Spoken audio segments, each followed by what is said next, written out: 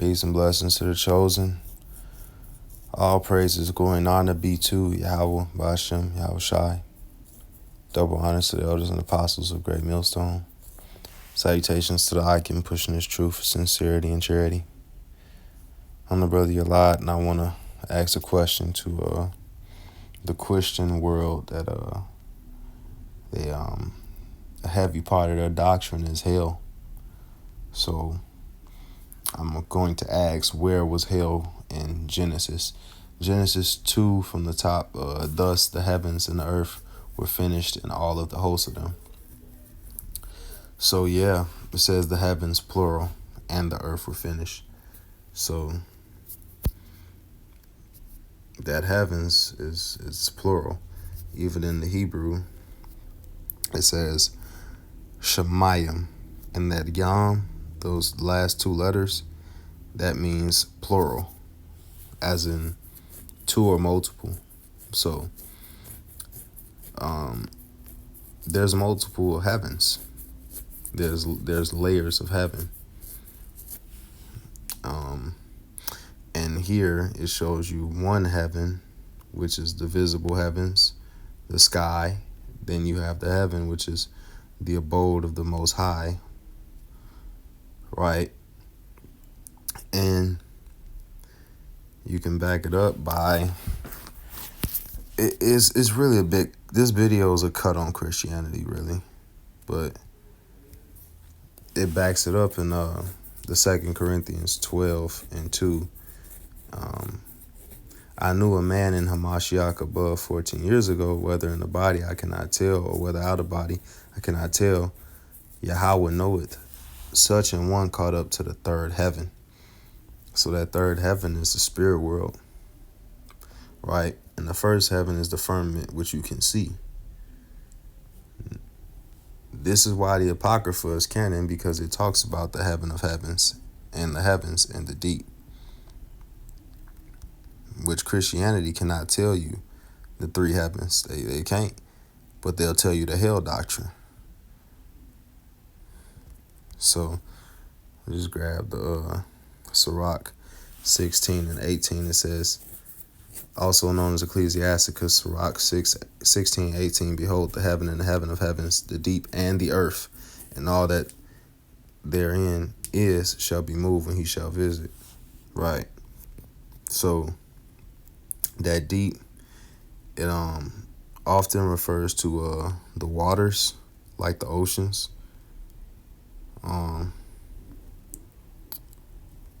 Talk about that in Wonders in the Deep. Forgive me for sidetracking real quick, but I'm gonna get back to the subject. In the Psalms, it talks about how the people that go out in the sea in ships see wonders in the deep, but that deep can also be talking about outer space. It can be referring to that too, but and then there's what Jake often states is the fourth heaven, which I wouldn't say it's doctrine, but I say it as a man. Fourth heaven is a rulership, basically a state of rulership, because we're in Edom's heaven right now. Edom, the self-proclaimed white man, has rulership over the world right now, so he has authority and rulership. He's in his heaven, right?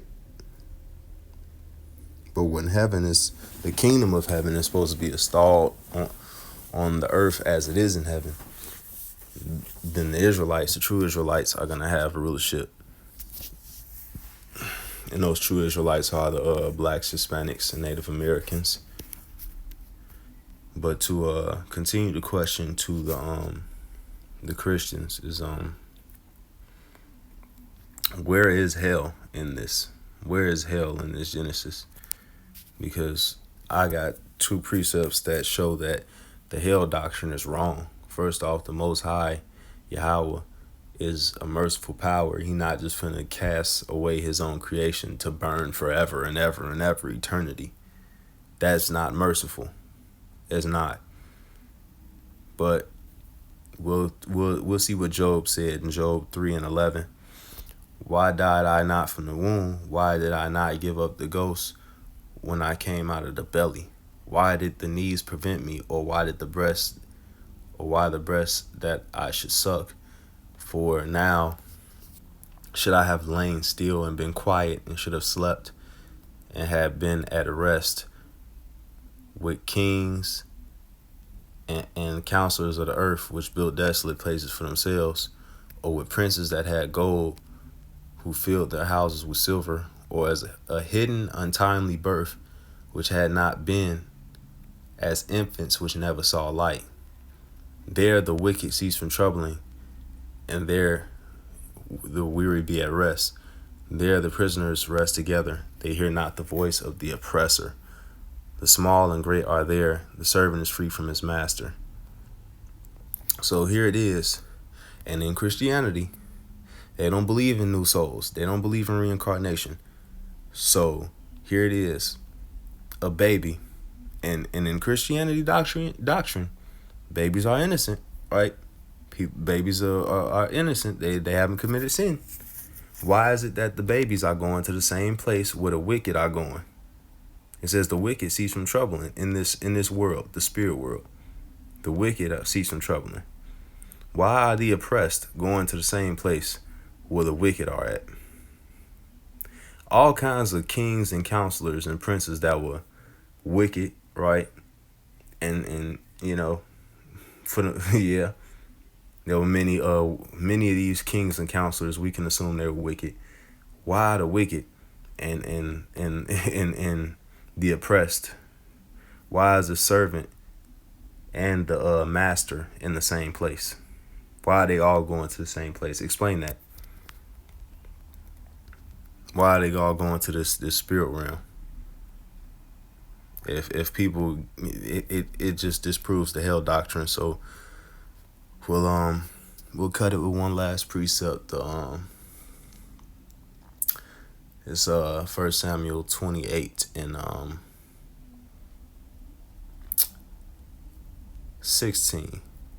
Then said Samuel, wherefore then dost thou ask of me, seeing that Lord Yahweh has departed from thee and is become thine enemy? And the Lord Yahweh had done to him as he spake by me. For the Lord Yahweh hath rent the kingdom out of thine hand and given it to thy neighbor, even to David, because thou obeyest not the voice of the Lord Yahweh, nor executest his fierce wrath upon Amalek. Therefore hath the Lord Yahweh done this thing unto thee this day. Moreover, the Lord Yahweh will also deliver Israel with thee into the hand of the Philistines. And tomorrow shalt thou and thy sons be with me. The Lord also shall deliver the host of Israel into the hand of the Philistines. So here it is. Samuel in the spirit world telling Saul, or Samuel, his spirit is actually telling Saul that he gonna be in the spirit world with him. Now we know Samuel was a priest, and the Lord, he had no issues with Samuel for the most part. Samuel was righteous. He had his shit together. Basically, he was righteous. He was a good child of God, you could say. Saul was more so on the other side. Saul was a problem child. Saul was the type of person that would go to this hell place in your Christianity doctrine. So why is it that they in the spirit world, or why is it that Samuel was saying that you're gonna be in here with me? Why is it that in these two sets of precepts that I brought out, the wicked and the righteous are coming to see each other in the same place after death? Explain that. Christianity, you can't explain that. Oh, and then to further cut you, why does it say that hell and death would be destroyed? It's a prophecy. Revelation 20 and 14, and death and hell were cast into the lake of fire. This is the second death. So this is a prophecy that John the Revelator saw. So that means that, one, the lake of fire ain't here yet. Two, because no, when you really go into this, it says that death and hell were basically they cast into the lake of fire, and that was destroyed. That death and hell is destroyed after the lake of fire consumes it. It's done. So one, the lake of fire isn't here yet. That's one. All right. John the Revelator saw it in a vision, in a prophecy. Two, the death and hell was going to be destroyed in it. Generally, that's what that's going into. Because otherwise, why would we sing, "Oh death, where's thy sting?" Right? Yeah. Mm-hmm.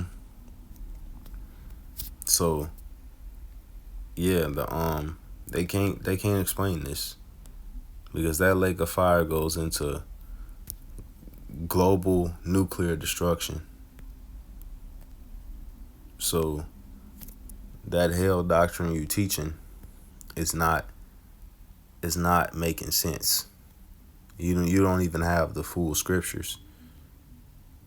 So that's just a good question for Christianity. Show me where hell was made in Genesis, and show me why death and hell would be cast into the lake of fire, and why the lake of fire don't exist yet. So these some good questions. Questions for Christianity, the hell doctrine. I'm the brother Elad. I hope this was edifying, and I'm signing off. Shalom.